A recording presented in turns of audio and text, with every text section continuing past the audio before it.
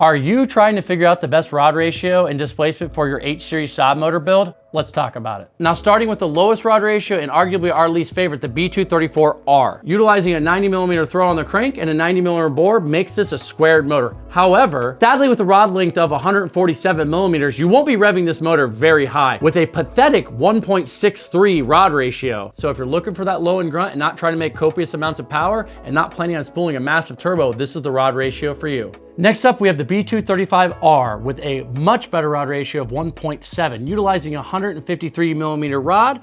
However, still utilizing that squared motor design with a 90mm piston and a 90mm throw. Capable of revving between 7,000 and 8,000 RPM, you'll out-rev the stock head before you out-rev the bottom end. So if you're looking for the perfect balance of horsepower and torque, this is the rod ratio for you. Whether you're utilizing the crank from the B234R or the B235R, they're both gonna have a 90mm throw, easily indicated by the 90 right here on the crank. Now the same goes for the B204 and the B205. If you're looking to utilize a 78mm throw, you're gonna be looking for that 78 on the crank. Undeniably the GOAT of the H-Series motor, we have the B204. Now this is utilizing the 153mm rod found in the B235 as well. However, it's utilizing that 78mm throw on the crank.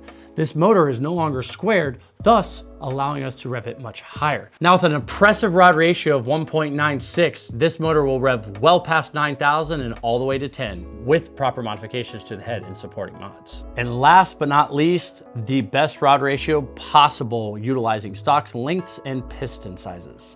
Now we have a 90mm piston, still utilizing that 78mm 2.0 crank, thus giving this a 2.0 displacement. Now one thing that's super impressive about this, if you've noticed, the wrist pin actually sits a little higher because it has a much longer rod. That rod length happens to be 159mm, making this an impressive 2.04 rod ratio. So if you're planning on revving well past 10,000, arguably as far as 12,000 RPM, this is the motor for you. Now that we've talked about rod ratio, let's talk about displacement real quick so that we can build the ultimate motor. Now, utilizing the B205 rod length and going to a custom CNC piston to a 92 or 93mm, that's gonna give us a much larger displacement of 2.1 while still being able to rev that motor to the moon. However, if you're not looking for all that top end power, the 2.1 may not make sense for you. If you're looking for that low end grunt and only low end grunt, a 2.4 or 2.5 may make sense. Utilizing the 153mm rod. Now we're gonna find ourselves using this rod and then going to a much larger CNC piston, whether it be a 92 or 93, that'll allow us to go to a 2.4 or 2.5 displacement. Rod ratios have a huge impact on the characteristics on the way your car drives, whether it be for that low end torque or high revving horsepower monster.